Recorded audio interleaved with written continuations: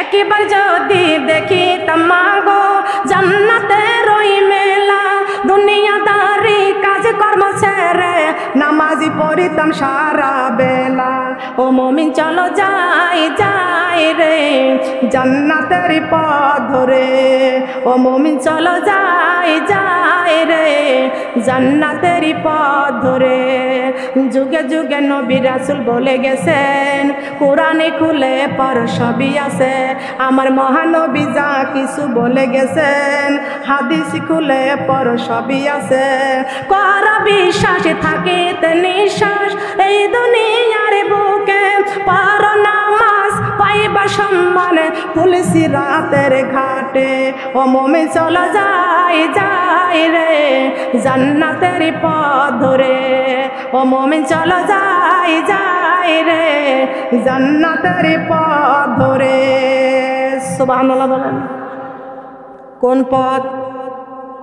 কথা বলেন, জোরে বলেন, কোন পথ? সবাই মিলে বলছে না, জবানটা কি বন্ধ? শয়তান বলতেছে, এ খালা, ও ফুপু, ও নানি, ও দাদি, জবান খুলবা না, জবান খুলবা না। জান্নাতের পথ কোনটি? জান্নাতের পথ কোনটি? এত সময় লাগলো কথা বলতে? জান্নাতের পথ কোনটি? জবান খুলে বলেন। এই জান্নাতের পথে চলতে রাজি আছি কি আছি না? বলেন আল্লাহ। হাত তোলেন, বলেন আল্লাহ। একদম লম্বা করে দিবেন আল্লাহ।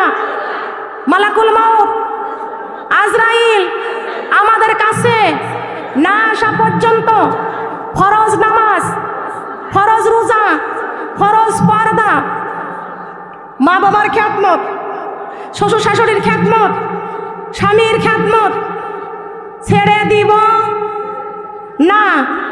ইব্রাহিম আলাইহিস সালামের অসতী এই নারীরা 40 জন ওই গাছ ধরলো, চরক গাছ ধরলো। নমরুদ বলল এই যে 40 জন নারী, এদের কপালে টিপ লাগাইয়া দাও। কি লাগাই দাও? এদের কপালে টিপ লাগাইয়া দাও। এখনকার অনেক মুসলমানদের মেয়েরা কপালে টিপ পরে, পরে কি পরে না?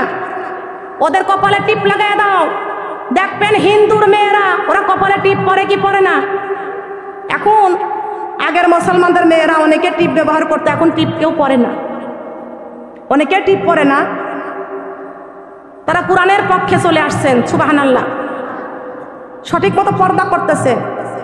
কিন্তু কিছু কিছু মেয়েরা কপালে টিপ পড়তেছে, ভুরু পিলাক করতেছে, চুল কাটতেছে, শার্ট পরে, প্যান্ট পরে, গায়ে উন্না দেয় না।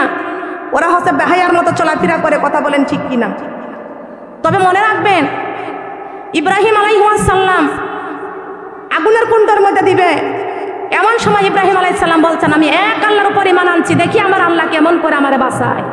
সুবহানাল্লাহ বলেন। আমি আল্লাহর উপর ঈমান আনছি, আমার জন্মদাতা পিতা নিজের হাতে আমাকে আগুনের কুণ্ডে দিচ্ছে, কিন্তু আমি আমার আব্বার বিরোধী করেছি, আমার আল্লাহর উপর ঈমান এনেছি, দেখি আমার আল্লাহ আমাকে আগুন থেকে বাঁচায় কিনা। ইব্রাহিম আলাইহিস সালাম যখন বলেছে আমি আল্লাহর উপর ঈমান আনছি, আমার বাবা মূর্তির দিকে হাত জোর করে দাঁড়িয়ে থাকে, আমার বাবার কথা মানে নাই, মূর্তি পূজার দিকে আমি মানে নাই, শিরকের গুনাহ আমি কখনো করতে যাই না, আল্লাহর উপর ঈমান আনছি। এ জিবরাইল তুমি সরে যাও।